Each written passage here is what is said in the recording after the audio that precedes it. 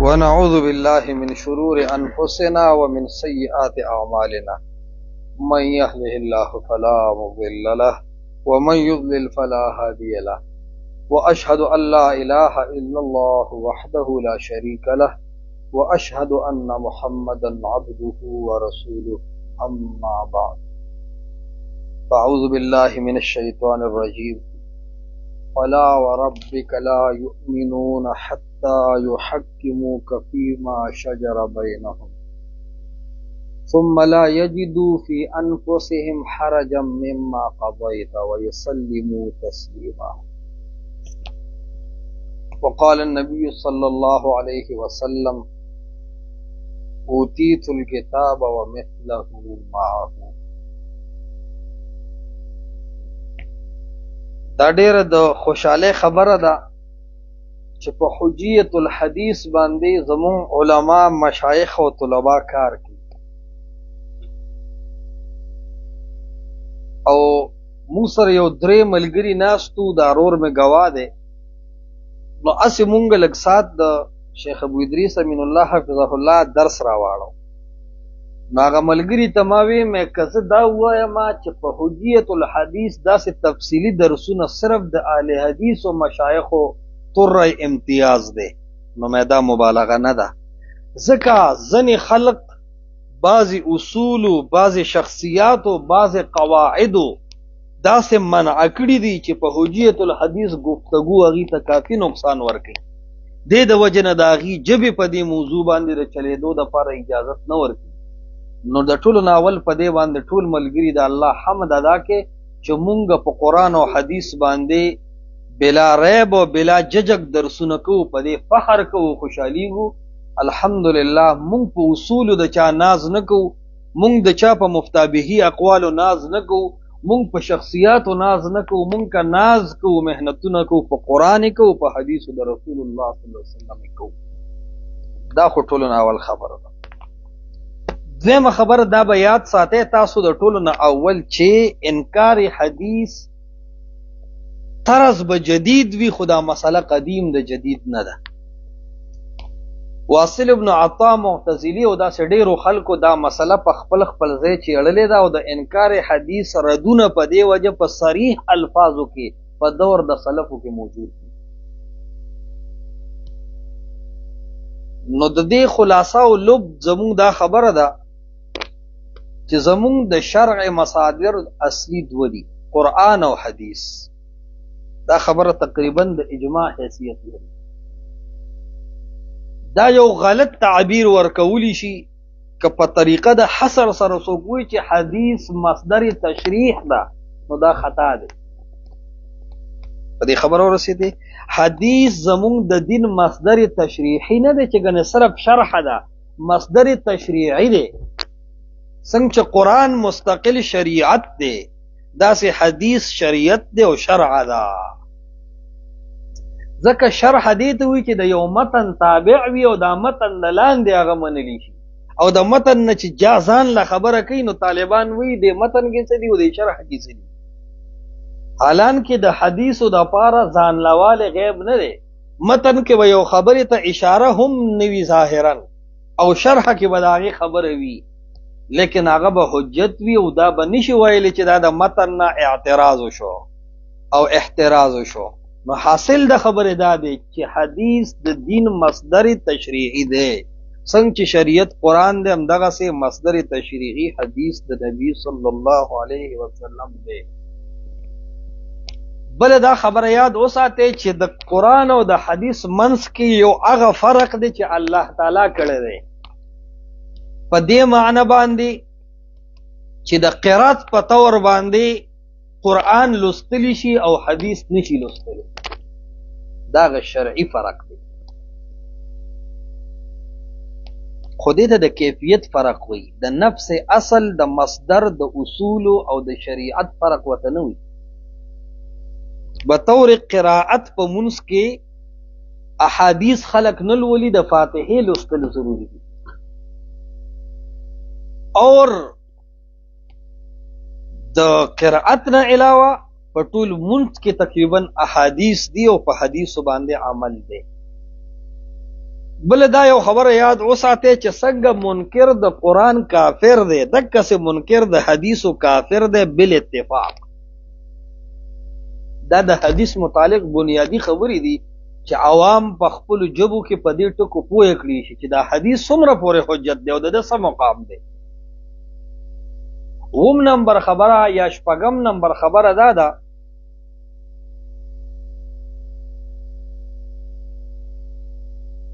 چې دا قرآن حدیث په تمام انسانیت باندې امام او حاکم دي، خو یو شخصیت په انسانانو کې داسې نشته چې دا غي شخصیت رائے د قرآن د حدیث نه غالب شي او په دې حاکم شي. ومه خبره ځان سره دا نوٹ کې چې احادیث او قرآن دواړه وحی من الله دي، وحی دي او وحی بیا وحی من الله ده. لسمه خبره څنګه په قرآن کې ظاهری معارضه شته او ظاهری معارضه مستلزم رد لره نه ده، حدیثونو کې یا د حدیث او د قرآن منځ کې هم ظاهری معارضه شته، لیکن هغه ظاهری معارضه مستلزم ندي رد لره او بطلان لره، بلکې تطبیق وغیرہ د فهم السلف مطابق کولی شي.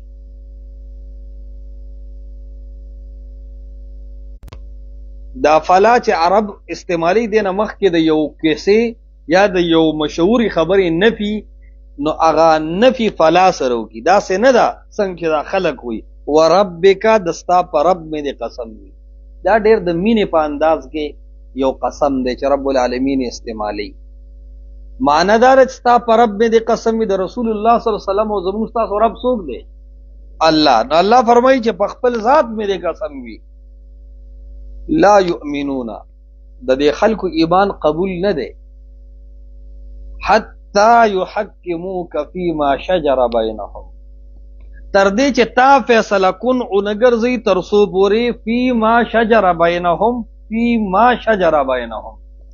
د شاشه ډومبه پاڼه چواړه نو بر لیکلی وي ما او من لفظا مفرد دی او معنی عام دی. نو فیما د جن په ټولو هغه مسلو کې شجر بینهم چې د دې په منځ کې واقع کیږي، اشاره ده چې په ټول جن کې د رسول الله صلی الله علیه وسلم حاکمیت منل ضروری دي من الله. تاسو وګورئ دې لفظ کې وي حتی یحکمو کې وي که حتی یحکم القرآن وي،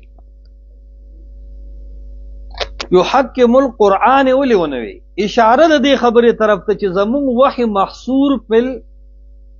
قرآن نه ده،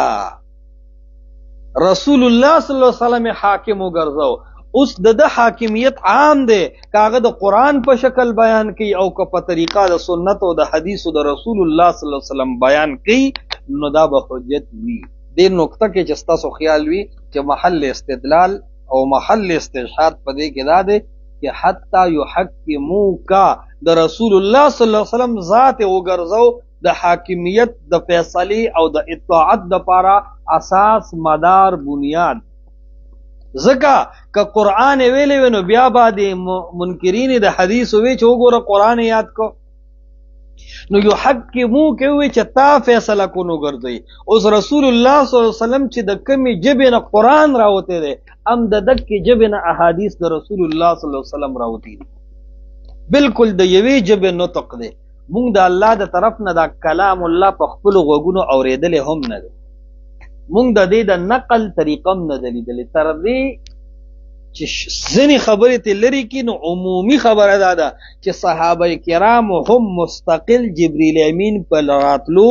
او هغه د رسول الله ته په کلام ویلو باندې صحابه کرام هم په ټول قرآن داسې نه دي ګواه چې ګنې جبرئیل راغلی دی وغي لیدلی دی او رسول الله ته کلام راوړلی دی او بیا تللی دی، بلکې د رسول الله صلی الله علیه وسلم جبه دا به ذمہ دار جبه ومني،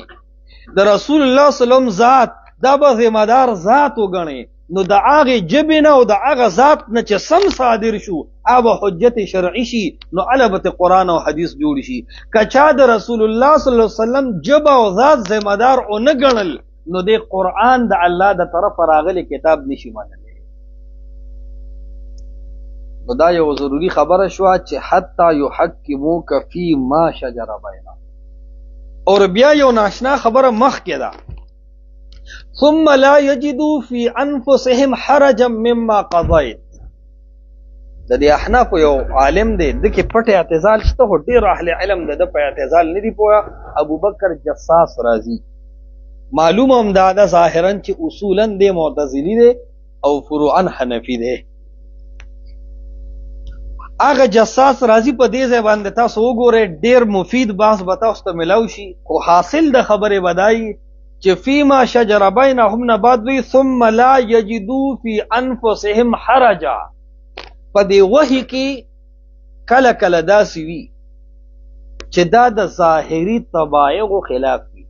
دا د وحی عادات دي، د دې وحی خپل عادتونه دي. ظاهر کې معارضه پیدا کېدل دا د وحی عادت دی. عادت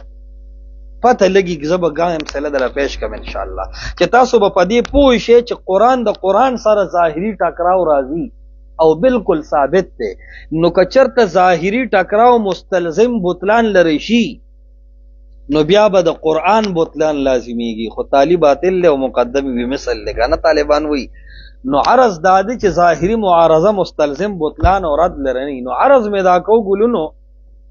چې د وحی یو عادت داده چې کله کله په ظاهر کې معارض وي یا د ځنې طبایع سره خلاف وي.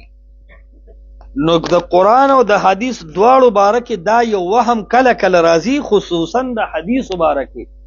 چې دا حدیث بالکل سندن ټیک دی، د امت د محدثینو قبول کړی دی، خو زما فطرت عقل مزاج نه اخلي. خیال په دې خبرې ته لکه پرویزیان منکری دی حدیث د دې کتابونو چې وګوري په دې کې یو مولا دی تیر شوی دی ډاکټر غلام جیلانی برق وته وي. هغه وی شپږ اصول باندې موږ حدیث رد کوو. یو اصل دا غي نه دا دی چې حدیث کې د رسول الله صلی الله علیه وسلم ذاتی بیزتی په نظر راځي نو موږ به دا حدیث رد کوو. خبره د خیال دی مانه خبره یې نه دا غټی کې لازم روستو ان شاء الله. خدا د دې یو اصل دی چې د پیغمبر ذاتی به عزتی په یو حدیث کې راځي نو موږ به هغه حدیث رد کوو. لکه یو د هغه حدیث نه د ثوبی یا حجر والا مشهور حدیث د بخاری دی چې سیدنا موسی علیہ السلام ناکانی کپڑے روانې کړې داغه په بدن د خلکو نظر لګید وې دا حدیث د قرآن دا حدیث د فطرت خلاف دی وې دې کې د پیغمبر بی عزتی دا حدیث موږ نه منو.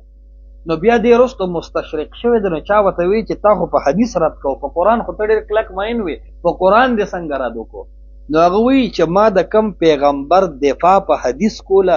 العیاذ بالله نقل کفر نه باشد یم هغه بی عزتی خو پیغمبر له قرآن کړی دا وی دا قرآن وته وی چې تب تغی مرضات ازواجک ته د خضر رضامندیا پس روانه وی داسې انبیاء لمن خو نه شم پاکول. وی قرآن وته وی چې ولو اعجبک حسنهن اگر کته د دې د حسن نم متاثر چې خو بیا خبره داسې ده دا ولي کم حصول باندې چې د حدیث رد کو د ثوب یا حجر هغه اصول قرآن ته متوجي شو متوجي نشو. نو د دینه تاسو ته څه فائدہ لاوګتا؟ فائدہ دا راوته چې د وحی په صفت کې او د وحی په طبیعت کې دا شیشتا چې کله کله وحی د انساني عقلونو سره برابر نه خو بیا به هم دا وحی وي او عدم مطابقت د ذهن سره دا مستلزم نه دی د بطلان لپاره. اور دا خبره په دې ځای کې به طور قاعده یاد کې قاعده ده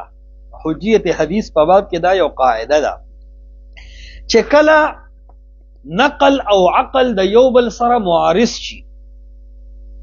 نقل او عقل چې کله هم معارض شو چې دا خلک وي دا حدیث د قرآن خلاف دی نو دا خلاف او موافق دا د عقل نه معلومیږي. دې ته وي د نقل او د عقل مخالفت. دا یاد ساته دا نقل چې دی دا وحی چې دا علم د چا دی د ګروای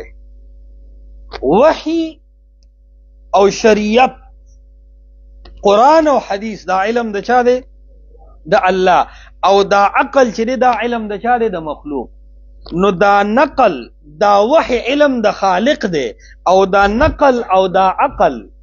عقل علم د مخلوق دی. نو کله چې معارضه راشي نو اعتبار بچالوي اعتبار به نقل لوي ځکه علم د خالق مقدم دی په علم د مخلوق باندې دا وحی دا علم د خالق دی او دا عقل دا علم د مخلوق دی نو چې کله معارضه رااله نو علم د خالق به مقدم کولی شي او علم د مخلوق به معدوم کولی شي مؤخر کولی نه ځکه علم د الله تعالی وسیع دی او علم د انسانانو چې د هغه ډېر کمزوری دی نو دا یو قاعده یاد ساتئ چې د عقل او د نقل معارضه راشي نو قاعده په دې باب کې دا ده چې بیا به نقل له اعتبار وي عقل له اعتبار نه وي نو اوس دې ورپسې آیت ته ګورئ ثم لا یجدوا فی انفسهم حرجا کله کله حدیث د منلو نه بعد هم دې زړه کې اطمینان نه چیرې د ظاهر موافقت نه کړي د قرآن سره وغیره وغیره نو د مؤمن لپاره یو صفت دا دی چې رسول الله صلی الله علیه وسلم ذمہ دار شخصیت وګرځاو فلا وربك لا يؤمنون حتى يحكموك قرآن دا دیزه کې یاد نکو رسول الله صلی الله علیه وسلم یاد کو د رسول الله صلی الله علیه وسلم خبره عامه ده که د قرآن په شکل او کې او که د حدیث په شکل کې اوس کیفیت د ایمان بسې نو ثم لا یجدوا فی انفسهم حرجا دا د پرویزیت دویم اصول په آیات کې رد شو اول اصول دا رد شو چې هغه وی وحی په قرآن کې بند ده نو د دې اصول رد شو چې الله یحکم القرآن نه دی ویل یحکمو کای ویل دی نو د دې یو اصول رد شو دویم اصول دا دی چې دا حدیث ځکه نه منم چې دا د طبیعت خلاف دی نو ثم لا یجدوا فی انفسهم حرجا پسړه کې بس تنگوالی نه مومي دا به منی بالکل چې دا د رسول الله صلی الله علیه وسلم حدیث دی دریم اصل دا دی وی مونږ به دې ځای کې توقف کوو نه به دا حدیث بیانو او نه به رد کو دا خبره عبدالله چکړالوی پر رسائل رسول کې کړی را نو دریم اصول د پرویزیت رد کی په ورپسې جمله کې ويسلموا تسلیما اشاره د عمل ته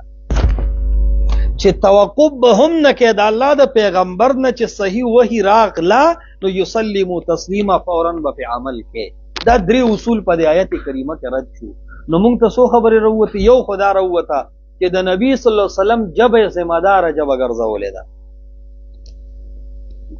او د دې ډومبه اصل د لپاره تایید په قران کې دویم ځای کې دی الله تعالی په خپل کتاب کې فرمایي وما ينطق عن الهوى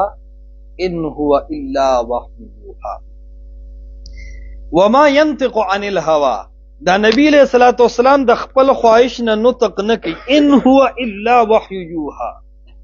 په دې ځای باندې یو اعتراض ده وی کته د ان هو نه مراد صفت واخلی صفت الکلام نو دا هو ضمیر چې ده د دې مرجع ذات ګرځي وصف نه ګرځي د دې جواب وسوک صرف ما ته قتل خو نه دي زه ورته سره ورته پوښتنه نه کوم دا خو لا ګران ترکیب په نه راغلی دا تماشه وو اجي ان هو الا وحی یوحى دې ته مقام حصر وي عادت حصر بګی چا ته تلخیص وایي کنه زما درجه کې دروس البلاغه دا خو بیا د دویم ځل کنه نو وای پکې به دروس البلاغه ان هو الا وحی یوحى دا عادت حصر دل د څه شي د سوق بو شاباس چا جټی کو پاغي وسار تو رچے اس میں ٹھیک ہے ان هو الا وحی یوحى ند دا نطق رسول مگر وحی دا ګورې یو سړی په دې ځای باندې دومره ناشنا غرف کړی دی ډاکټر جاوید غامدی سے په البیان هغه وی چې ان هو الا وحی یوحى نتو وحی مراد اخلی او حدیث ته مراد اخلی وی زما سوال دا دی چې که هر نطق نبی وحی شي ان هو الا وحی دا مقام حصر دی کنه هغه وی زدا سے ترجمه کوم چې ان هو الا وحی ان هذا القرآن الا وحی یوحى وی دین صرف قرآن مراد دی او دا خبر جار الله زمخشری په تفسیر کشاف کوم کړي او المحرر الوجیز د ابن عطیه دم ګوره معتزلی دی او خيار او دا دومره معتزلی دی او خيار دی چې تاسو طلباو کې کشوک وی تفسیر قرطبی چې وګورئ امام قرطبی ډیرو غنو ځایونو کې د دنه نقل کړي د المحرر الوجیز د ابن عطیه نه او دا معتزلی دی دیم دا خبره کوي چې ان هو نه مراد قران دی او دا ذات دی وصف نه دی خدا خبر یاد ساته دا اعتراض په سو جوان دی کی چې صرف قران ته مراد دی ویل هر نطق نبی وحی دا نو که هر نطق نبی وحی شي نو بیا با د هغه امور نه څه جواب کوي چې کوم امور د رسول الله صلی الله علیه وسلم اجتهاد یعنی رسول الله صلی الله علیه وسلم کا اره خبره وحی شي نو بیا خو هغه مجتهد پاتې نشو ډیر کارونه رسول الله صلی الله علیه وسلم به تور اجتهاد کړی دی لکه قران کې راځي عف الله عنك لما اذنت لهم لما تحرم ما احل الله تبتغي مرضات ازواجك مونږ دا خبره کو چې یو د رسول الله صلی الله علیه وسلم اجتهادات دي هغه خارج دي په استثناء عقلی سره یو د رسول الله صلی الله علیه وسلم هغه خبره ده چې هغه انتصاب الله تکي په شرح د قران سره یا په امر د شریعت سره نو چې کم امور شرعیه دي د رسول الله صلی الله علیه وسلم اجتهادات نیوي او کم چې د رسول الله صلی الله علیه وسلم اجتهاد وي د هغه باندې سکوت او د هغه تایید من الله چې کله وشي نو هغه بیا د وحی مرتبه کې شمار شي نو مطلب دا دی چې د ان هو الا وحی یوحنا مراد څه شه دی د رسول الله صلی الله علیه وسلم جب ذمہ دار جب اوګه زولا د نطق د ځان نه کوي نطق بل هوا نه کوي د ټول نطق وحیدا او نطق عام دی کاغه قران وی نطق عام دی کاغه حدیث د رسول الله صلی الله علیه وسلم وی نو حتا یحکموک الته ذات د رسول الله سے مدار وګرځو او دلته کې نطق جبه د رسول الله سے مدار کړه نو د ذات نه هم اقوال او افعال قران او حدیث دواړه صادریږي اور د جبه نه هم قران او حدیث دواړه صادریږي نو لکه دا آیت دا غیره پر ډېر بهترین شاهد او تایید دی ويسلموا تسلیما او عمل بهم نو ما عرض دا کو چې په دې خبره خو بس تاسو ذهن خلاص شي وي ان شاء الله چې قران او حدیث دا دواړه د دین اصل شرع دي بل خبره دې سره ډېر اهم ده چې دا حدیث رسول الله صلی الله علیه وسلم د ځان نه دي تشریح کړي دا منزل من الله دی دا یو ډېر اساسي خبره ده او دې لپاره ښکار دلیل په قران کې موجود دی وانزل الله عليك الكتاب والحکمت الله تعالی پتا قران هم نازل کړی دی او پتا حکمت هم نازل کړی دی اوس انزال د دوو سيزونو صفات شو انزل الله عليك جی انزل الله عليك والحکمت نو الله د برن دو سيز را لګري دي کتاب او عرف رويزي نه زمون سوال دار چې کتاب خود د دیر شو سفارو په شکل کې موجود دی دا حکمت کم ځای موجود دی خبره باندې ورسېږي نو دا د دې دا آیت د دې خبرې ښکار دلیل دی چې منزل من الله دو چیز دي یو قران دی او بل حدیث دی د نبی صلی الله علیه وسلم دریم یو خبره د انکار حدیث د رد د پاراغه دادا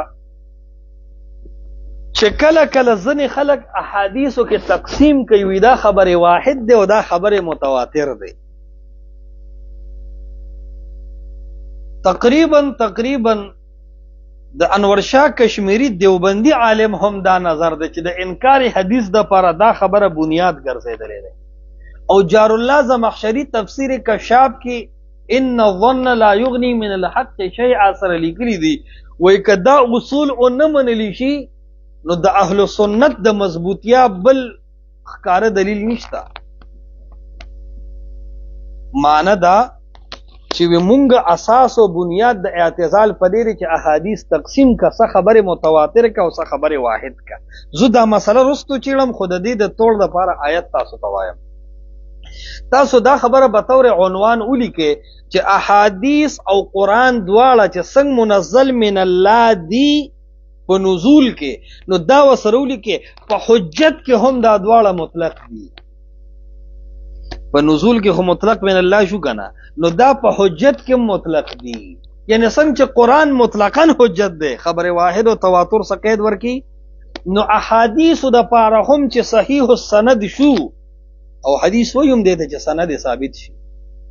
نو حدیث د رسول الله صلی الله علیه وسلم مطلقاً حجت دی، قطع نظر د قید د خبر واحد او متواتر ده.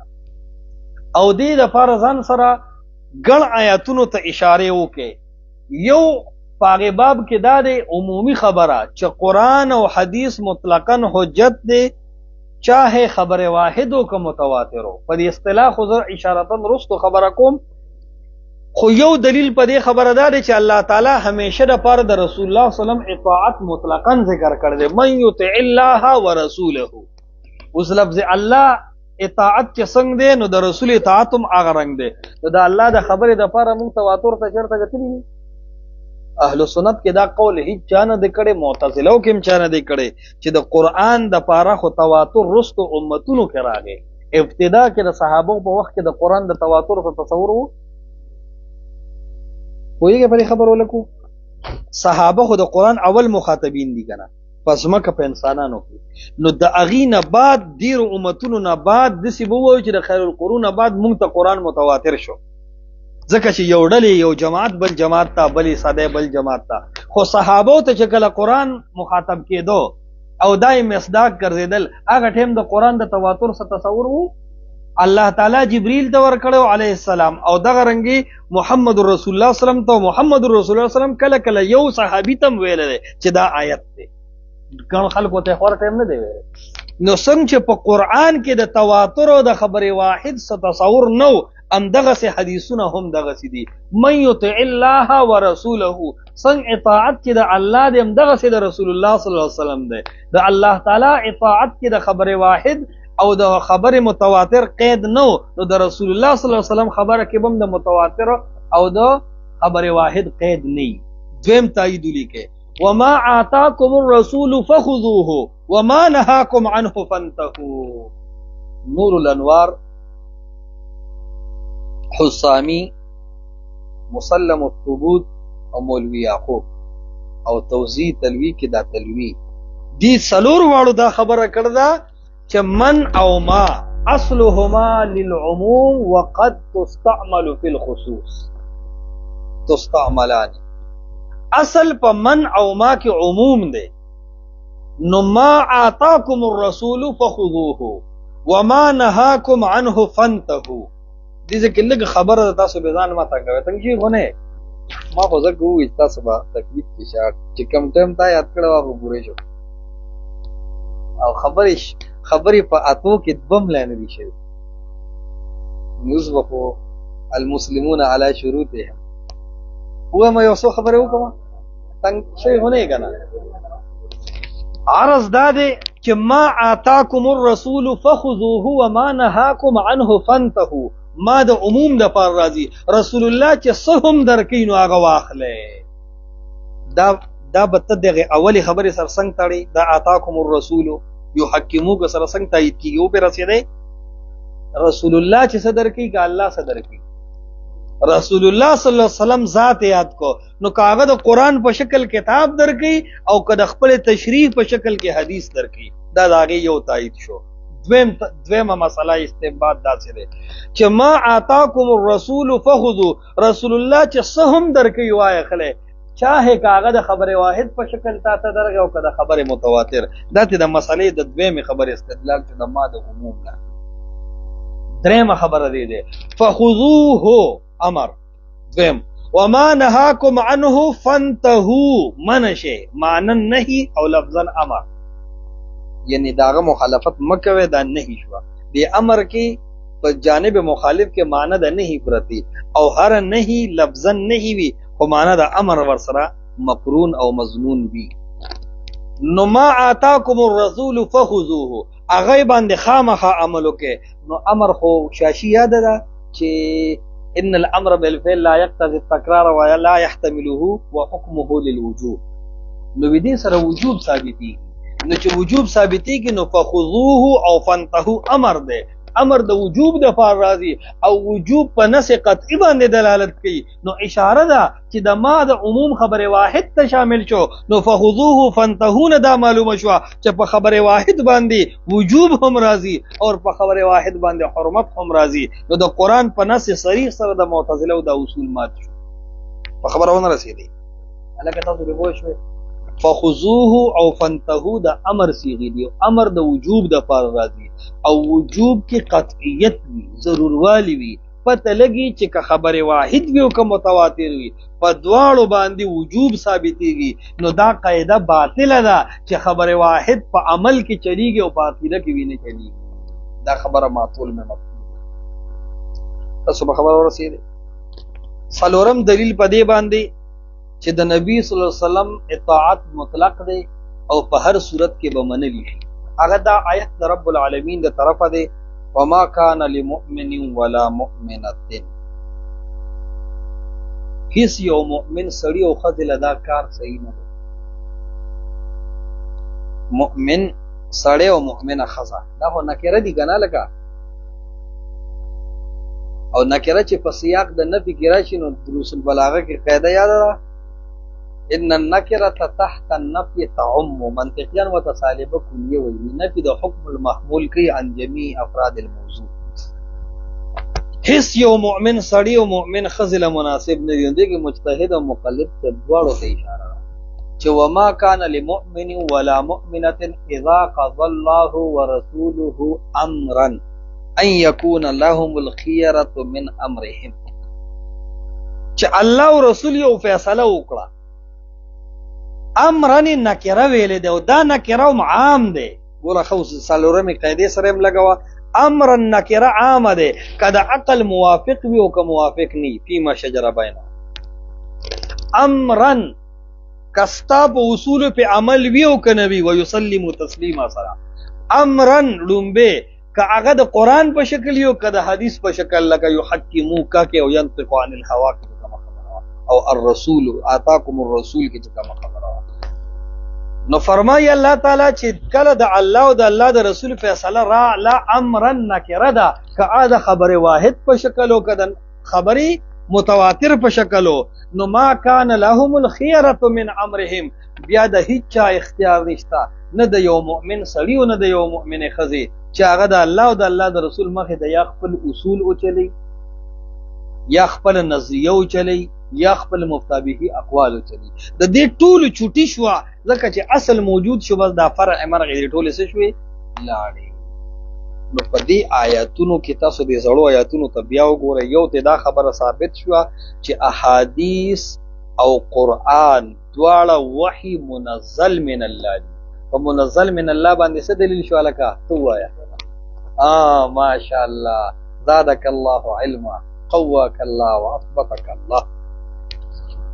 لومبه دلیل په دې خبره چې وحی منزل من الله دو دی یو نه ده هغه څه شو وانزل الله عليك الكتاب والحکمت دویمه دا خبره به مونږ کو چې الله تعالی د رسول الله صلی الله علیه وسلم ذات واجب الاتباع ګرځولې ده او ذات عام ده که هغه د اقوال الرسول په شکل کې مخل راځي او کو د قران په شکل کې مخل راځي هغه د پر اساس او بنیاد څه شو حتا يحكموك آتاكم الرسول ينطقو دا ټکی په دې دلالت کوي د دویمه قاعده په اعتبار درېمه خبره که هغه روایتونه عقل منی او کو نه منی دا غیر پر دلیل څه شو لا یجدو فی انفسهم حرجا بل که هغه دستا هر قسم اصول سره معارض راځي تب هغه اصول پرې دی او هغه به عمل کې هغه عمل د پر دلیل څه شو ويسلموا تسلیما دا د قران نه د حجیت حدیث صرف به طور مقدمه یو څو خبرې شو اوس دا اصول د الله د کتاب نه ثابت شو چې احادیث او قران دواړه منزل من الله دا خبره ثابت شو کنه دویم د قران ظاهری مخالفت په دوران کې با نقل مقدم کو که عقل نقل یو ملګری ویل دا حدیث زما طبیعت نه مني زه نه منم مل دا هم د قران رد مې ځکه چې حدیث طبیعت خلافي یا به من مل دا اډرم قران کړی چاته پته شته چې کم ځای کې کړی طلباء طبقه نه تاسو یو آیت هم وی پکار د چې دا هوا جی قرآن کې الله فرمایي عسى ان تکرهوا شيئا وهو خير لكم. ته به کله کله یو شی څه ګڼې بد ګڼې هغې کې به ستا لپاره خیري ملزنې حدیث به ته بد ګڼې خو چې هغه کله حدیث د رسول الله وسلم د هغې کې دننه یو داسې خیر پروت دی چې په هغه خیر باندې ته نه رسې ټیک د تا یو داسې مسله راایستله کلمة حق اريد بها الباطل چې دا حدیث د قرآن خلاف دی. اوس عوام خو په دې خبره ډېر سخت دوکه کېږي چې د قرآن خلاف حدیث په ما څنګه حجت ګرځي. بهرحال عرض مې دا کو چې د حدیثو د وهلو دپاره نیم احادیث دې خبرې وړي دي نیم احادیث چې حدیث په عقیده کې حجت نه دی او په عمل کې حجت دی. نیمه دنیا د حدیثونو دې خبرې تباه کړې ده. دې نه ته خبرې لکه دا ډېرې اوږدې خبرې دي. اوس په دې چې غږېږي که نه چې څومره حدیثونه په عقیده کې خلکو غورځولي دي او کمه عقیده کې غورځولي دي نو بس بیا چې زما جبه یو د شیخ ابو ادریس امین الله حفظه الله قلم بس ته صرف ګورې ډډه دیوالي یو چین چانه ټاکي وباسي او که نه دا خو لکه ډېر اوږد بحث دی او ستا د خوب هم ما سره غم دی خو عرض دا دی چې نیمه دنیا دې خبرې وړې ده چې وایي عقیده کې حدیثونه نه چلیږي اخبار احاد وي ځوني دي. دا خبره ته ځان سره نوٹ کا ته به د علماو کتابونه دې دپاره ګورې چې اخبار احاد ځون فاسد نه دي ظنون مضمومه نه دي اوهام نه دي. په دې دپاره به ته سم ډېر لیکل کې دا صرف عنوان ځان سره څه وکړه چې دې عنوان له به ته ډېر جزئیات را پیدا کړې چې اخبار احادو ته ظن مضموم نشي ویلی ظن فاسد والا حکم په اخبار احاد نه لګي کم ظن چې وته ویلی شي اول دا ظن ټکیم ټیک نه دی خو بهرحال کشي د دینه به ظن غالب مرادي چې هغه امر شرعي دی او قرآن په هغې امر کړی دی. لکه هغه آیت مې ذهن نه وته ان ظنا ان یقیما حدود الله دغلته کې غالب ګمان باندې الله حکم کړی دی چې د میا بیوی منځ کې صلح وکړي. نو عرض دا دی چې اخبار احاد دا مفید د علم یقیني دی لکه څنګه چې کتاب الله دی. دا خبره خو کم از کم ولیکئ اخبار احاد مفید د علم یقیني دی داسې دی لکه څنګه چې کتاب الله دی. دویم په دور د سلفو کې څوک دا فرق نشي ثابتولی چې خبر واحد او متواتر تقسیم سلف وکړي. دا تقسیم هم ډېر وروسته شوی دی. معتبرو خلکو کې دی کې ابن حجر صاحب دی او امام نووي صاحب دی. نور دی کې داسې معتبر خلک هم نشته اکثر معتزله وکړي دي اور استدلال دی د څه نه پیش کوي. ما چې څومره دا مسله کتلې ده ډېر ځان مې په د الله په فضل کړولی دی ځکه چې دی کې حق پروت دی چې کومه مسله کې د حق او د باطل اساس او بنیاد پروت دي په هغې باندې ډېر ځان کړول هم لږ دي. تاسو په ځان کړوئ انشاءالله که نه به کړوئ صحیح ځان به پې کړوئ ښه چې دا مسله تاسو راوباسئ که نه چې د خبر واحد او د متواتر د تقسیم چا کړی دی او دا خبره چا کړې ده چې اخبار احاد په عقیده کې حجت نه دی چې دې مسلو جړې ته ته پوښوې ته به د رسول الله د تابعدارۍ په خوند پوه شې ښه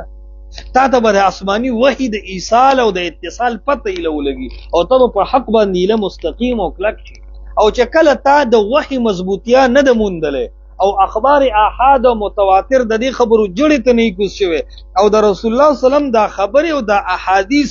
تا د الله د طرف نه مستقل وحي نه ده ګڼلې نو لکه ته به اهل حدیث یې دا نه چې نه به خو ډېر خوند به دې نه په شکوک و شبهاتو کې به زر پرېوځي. ما ځینې اهل حدیث بولان لیدل عوام هغوی یاره اواز یې خوږ دی او سر سار یې ډېر دی خبرې خطې دي قرآن تایید وي دا پلان کې ډېر د اوس دې نه دی پوهه کني دا ته چې رفع الیدین کې دا ولې منزل من الله نه دي دا رسول الله د ځان نه ویلي څنګه چې قرآن اقیم الصلاه ویلی دی چې مونځ وکړې نو د دې اقیم الصلاه پوره د الله اکبر نه تر سلامه پورې به رسول الله ته یو رهنمایي شوي که نه وي شوي ظاهره خبره ده په هغه رهنمایي کې رسول الله رفع الیدین کړي دي بین الله یا الله په زړه کې القا اچولې ده یا ورته الله تعالی د جبریل په ذریعه باندې ویلي دي. نو چې کله دا من الله شو او په اقیم الصلاه باندې عمل شو نو بیا په دې خبره کې څه قسمه شک شته چې ګنې دا رفع الیدین مونږ کمزورې امر وګڼو سوال نه پیدا کېږي. دا مستقل د دین حصه شوه بیا نو عرض مې دا کو چې د دې دپاره مونږ کتل چې اصل اساس او بنیاد د احنافو ګلونو سره څه دی چې هغې وایي چې اخبار احاد ظلمي دي. نو چې ډېر هم څه وکتل نو دا ټکې راځي وان الظن لا یغني من الحق شیئا. دا زموږ دلیل دی چې اخبار احاد ظني دي او ظن د حق مقابل کې هیڅ شی نه دی. حالانکې تاسو چې کله قرآن ته کښېنئ د دې آیات سیاق سباق وګورئ او ته به په دې خبره ورسئ.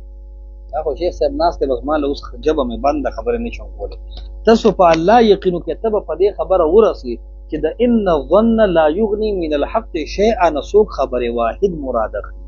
او بیا خبرې واحد نه مراد دی چې دا ظن دی او داسې ظن دی چې لا یغني من الحق شیئا. ته به جزمن او بداهتن وایې چې دې سړي باندې د تفسیر هوا قدرې هم نه ده لګېدلې. دې د قرآن د لفظي ترجمې قابل هم نه دی. پاتې دا چې ته ورته شیخ الحدیث ووې، ته ورته شیخ القرآن ووې، ته ورته قائد انقلاب قرآني ووې، لکه دا خو ډېرې غټې خبرې دي. د دې آیت د دې سره سکار نشته. ما یو حنفي عالم ته وې په یو هوټل کې م چې هېڅکله زما دغه ټایم کې اهل حدیث کېدو ته دا اراده وه چې زه متاثره شوم مطمئن شوم. ما ورته وی چې د ان الظن لا یغني من الحق شیئا مراد خبر واحد شي. نو الله تعالی دسه فرمایي چې ان یتبعون الا الظن، دا مشرکان نه دي روان مگر د ظن او د ګمان پسې. نو چې ظن خبر واحد ته وي نو پته لګي دا چې رسول الله قرآن منو او د مشرکینو خبر واحد د رسول الله منو. دې څه معنی بله کېدی شي؟ تاسو ته بله ښکاري ان یتبعون الا الظن، دا مشرکان تابعداري نه کوي مگر د څه کوي؟ د ظن. نو دا ظن نه مراد چې خبره واحد شو خو پته لګي چې په خبره واحد چا عمل کو؟ مشرکانو. او رسول الله صلی الله علیه وسلم ته وایي چې دی غلطه کوي. نو لکه د رسول الله صلی الله علیه وسلم په احادیث او په اخبار احد مشرکانو عمل کو الله په رد کوي. یاره دا معنی خو نه ده. نو مې ته چې ته کومه مسله ثابته او دا معنی ته مراد وانخلې ستا مسله دې غیر نه ثابت. عرض دا دی چې دلته که ظن مضموم مراد دی، ظن موهوم مراد دی، ظن فاسد مراد دی چې د هغې نه مراد تقلید الآباء دی چې حسبنا ما وجدنا علیه آباءنا. الله فرمایي ان یتبعون الا الظن، دا خو اټکل خبرې د ګمان دی. وانهم الا یظنون.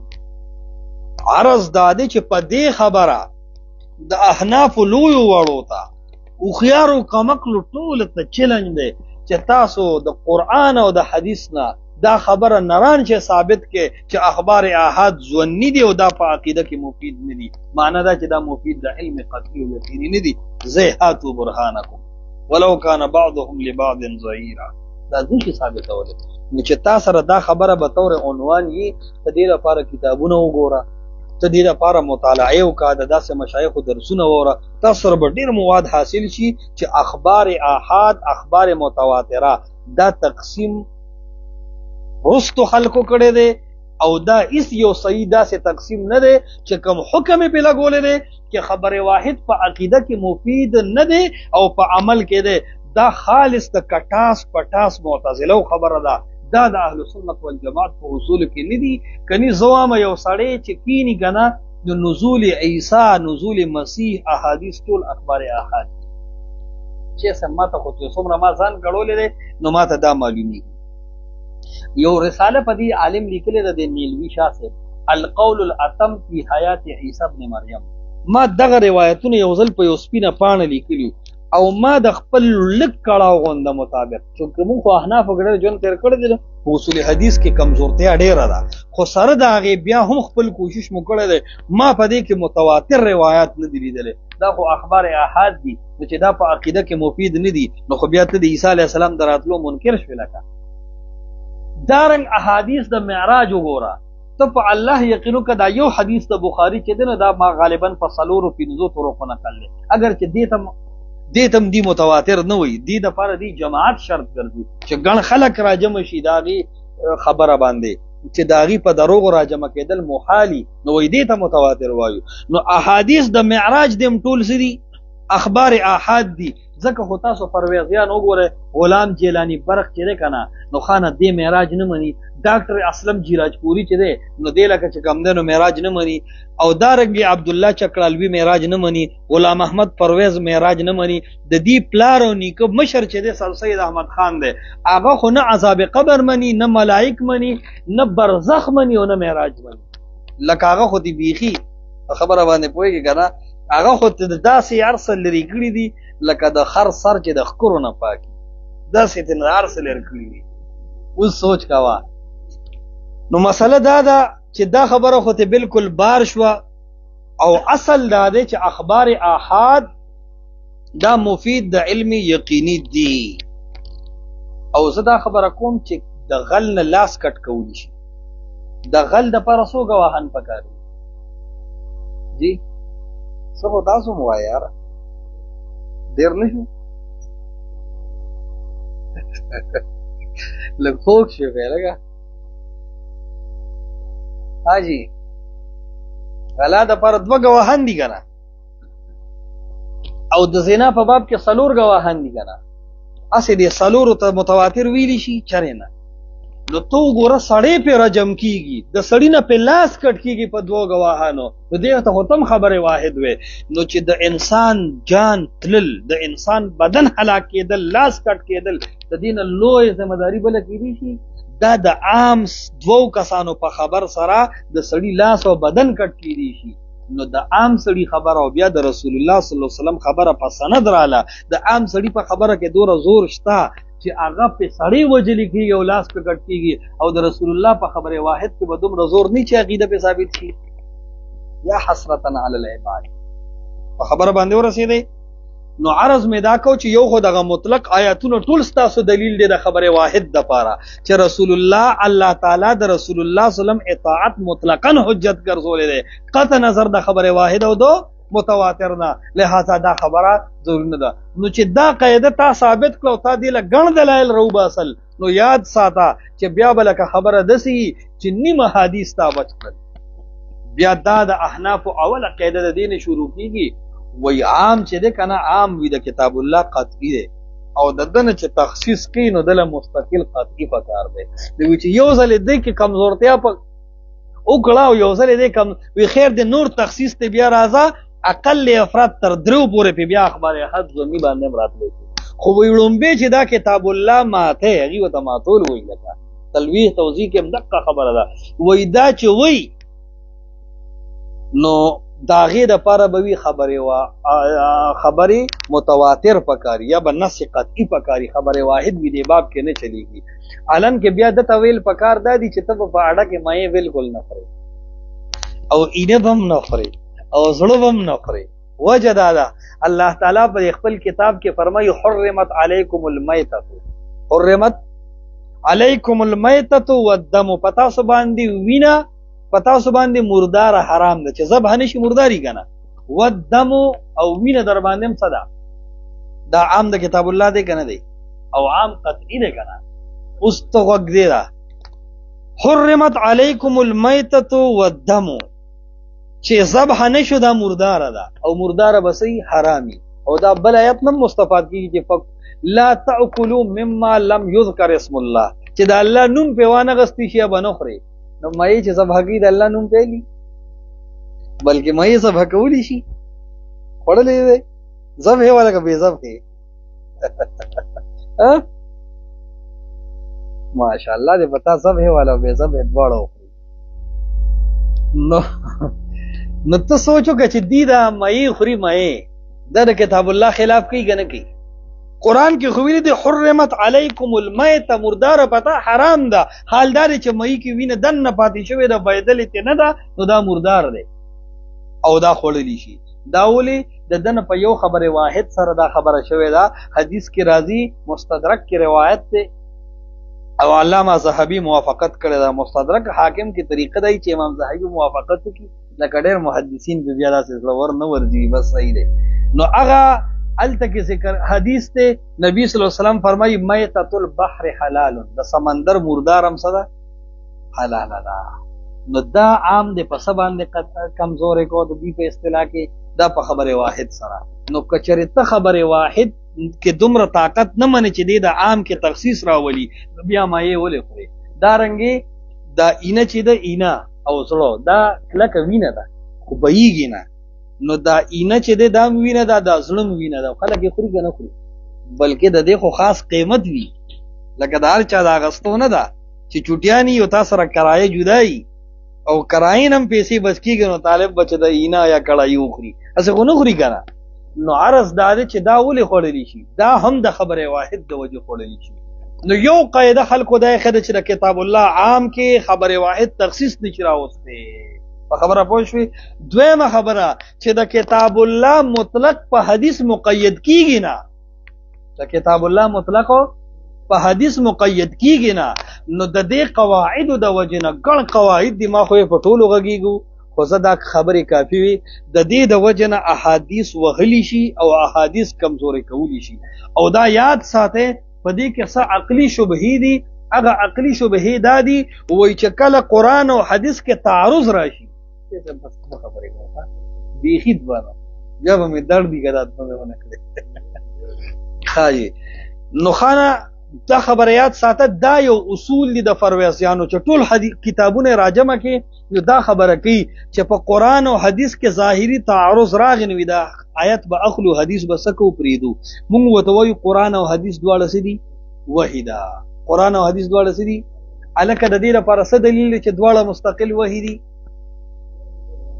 ماشاء الله وانزل الله عليك الكتاب والحکمت اوس دا آیت ته ګوره دا دواړه وحی دي یو ځای کې الله تعالی په خپل کتاب کې فرمایي فَيَوْمَئِذٍ لَا يُسْأَلُ عَنْ ذَنْبِهِ إِنْسٌ وَلَا جَانٌ قیامت په ورځ باندې د انسانانو نه تپوس کولی چې د ګناهونو نه به د پیریانو نه لکه دا خبره خو یو ضروري شوه چې لا نافیه ده او انس او جان نکره ده او صالبه کلیه ترې نه جوړه شوه دې آیت کې ووایي چې د ګناه بارک د ګناه متعلق به د انسانانو او پیریانو نه سوال نشي کولی د آیت باندې څوک پوه شو د ګناهونو متعلق به د چا نه سوال نشي کولی بل آیات کې راځي فلنسألن الذين ارسل الیهم ولنسألن المرسلین د پیغمبرانو نه بم تاسو کومه او د مقتدیانو نه به ومو یو آیت کې وایي چې تاسو به نشي کولی او بلکې وایي چې تاسو به کولی شي ایجاب نه پیګرال کنا در تناقض حشت وحدت شرط دا وحدت موضوع و محمول مکا یار دی غیر دی یار دا منطق خو سن اصله کده کفر به کفر وې کنه کله یو قول حدید بالحدید اوس بنو په اوس بنوي په خبره باندې ورسېده کنه نو کله په پکول وغلی شي نو دا خبره یاد وساتئ چې دې آیاتونو کې یو آیت کې وي تاسو متوجي شئ ګلونو یو آیت کې الله تعالی فرمایي چې د سوال به نشي کولی د ګناه مطابق او بل ځکه وایي چې د انبیاو نه او د یو مقتدینه به څه کومه تاسو کوم دا ظاهري تناقض دی او کنه دی څنګه چې د دوه آیاتونو کې او دا دواړه آیاتونه وحی ده هم دقه سي آیت او حدیث وحی ده څنګه دا دواړه آیاتونه منلی شي او د دواړو د پاره یو صحیح محمل پیش کولی شي او رد کولی نشي دغه سه به آیت او حدیث هم دواړه منلی شي یو صحیح محمل به د فهم السلف په طرز پیش کولی شي او یو به هم رد کولی نشي او رفات شو دا خبره چې دا حدیث د قران خلاف دا خبره ډیره ده نو دې خبره کې یاد ساتئ چې ته وې چې د قران خلاف دی او زوم چې د قران موافق دی دا سبب عقل وحی دواړه په حال دي حدیث ته تمنه چې سندن صحیح دی زمونه متوي د قران خلاف دی او زوم د قران خلاف نه دی ستا عقل هم حجت نه کی زما به د جمهور امت په حجت یار د سوکاله امت په دې باندې راځم دی کنه احادیث د بخاری او مسلم هغه روایتونه چې مرفوع متصل با سند صحیح دي دا بالکل یقیني حق او سچ دي تمام امت په دې راځم دی کنه نو زستا معارضه منه مو یار د سوکاله امت پیدا یعنی د امام بخاری امام مسلم باندې کفاره او حق رجال خو پته لګي چې دا ته د قران خلاف دی دا ټول امت روغ دی او ته د مغرو علاج ستاسو عقل خلاف دی او که یو سړی وایي چې دا حدیث زما د عقل خلاف دی نو څوک وسره مني نو دا حدیث اصل کې د منکرین حدیثو د عقل خلاف دی، خو که د عقل نوم اخلي نو عقل ورسره څوک نه مني، نو دې لپاره کلمة حق اريد بها الباطل دا خبره وکړي چې دا د قرآن خلاف دی چې موږ سره ملګري دي. او دا خبره یاد ساتئ د شیخ الاسلام علامه ابن القیم رحمه الله علیه کتاب دی، هغه بهترین کتاب دی په دې باب کې، السیاست الشرعیه. هغې کې اول جلد 185 صفحه کې ډېره بهترینه خبره لیکلې ده، وایي والذین ردوا هذه السنة لهم الطرق. کم خلک چې د رسول الله صلی الله علیه وسلم احادیث رد کړي وایي د دې سزا الاول منها انه مخالف لكتاب الله. وایي دا د منکرین حدیثو د احادیثو د رد کوونکي د ټولو نه اول لاره دا ده چې دی به وایي چې دا حدیث د قرآن خلاف دی، او بیا یو ناشنا خبره کوي، یو لس لکیرې چې پرېږدی نو ورپسې لکیره کې وایي د ټولو نه لومړی حتی ان الروافض قد سلکوا هذا المسلک، لومړی په دې مسلک عمل روافضو کړی دی. د منکرین حدیث کې اهل سنت ته ډېره طعنه ورکوي، تاسو موږ شیعهګان یې خو بلد کړی دی. وایي شیعه خو ته چې د هغې اصول منې، دا د شیعهګانو اصول دي چې آیت به اخلي او حدیث به رد کړي. دا آیت کې الله فرمایي یوصیکم الله فی اولادکم، چې کله هم سړی مړ شي نو د ده اولاد ته به ده په میراث کې څه ورکوي. دا آیت دی که نه؟ نو رسول الله صلی الله علیه وسلم چې وفات شو نو د هغه اولاد ته هیڅ نه ده میراث. نو حدیث کې راځي رسول الله صلی الله علیه وسلم فرمایي لا نور زمونږ د میراث نه شي وړلی، ما ترکنا صدقه، مونږ چې کوم مال پاتې شي داسې. اوس ته وګوره شیعهګانو دا آیت اخیستی دی، یوصیکم الله فی اولادکم، وی الله وی چې فاطمې له حسن حسین له عیسی ورکړي، او وی تاسو اهل سنت حدیث اخیستی دی او وایي چې د رسول الله په مال کې عیسی نشته. ټول اهل سنت دا حدیث اخیستی دی که نه دی؟ او ظاهر د آیت په دې ځای کې چا سره دی؟ شیعهګانو سره دی. شیعهګان وایي موږ دا حدیث نه منو د وجې د دې آیت نه، نو دا خبره منکرین حدیث هم دي، شیعهګان هم دي. نو اصل شیعهګان خو دي وکړه دې خبره اوس په دې ګڼه مسله دي، دا خو دې ما هسې غټې غټې خبرې راغونډې کړې او لکه څه بیخي صفر یم. وجه دا ده چې موږ اوس اهلحدیث شو، د حدیث سره شغف دی، مینه ده. ما پکې دومره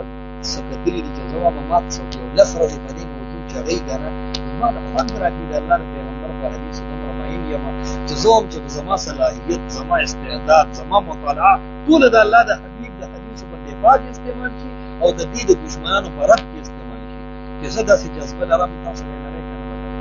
دې جذبې دپاره به د قرآن او د حدیث دپاره کلک علوم زده کوئ که نه به زده کوئ، او د دې جذبې او د دې د قبولیت دپاره به الله تعالی سره صحیح تعلق جوړوئ که نه به جوړوئ. د شپې به الله ته جاړو که نه به جاړو چې ای الله په موږ د حدیثو دا باب کولاو کا او د باطل د فتنو مقابلې دپاره زموږ د ژبې د فولادو دیوالونه وغږوه. رب العالمین دې موږ صحیح په قرآن حدیث باندې آباد کړي.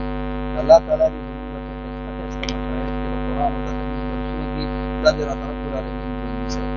الله تعالی دې ستاسو ذهنونه کولاو کړي. الله تعالی مو د حق لپاره استعمال کړه. په دې ډول چې څومره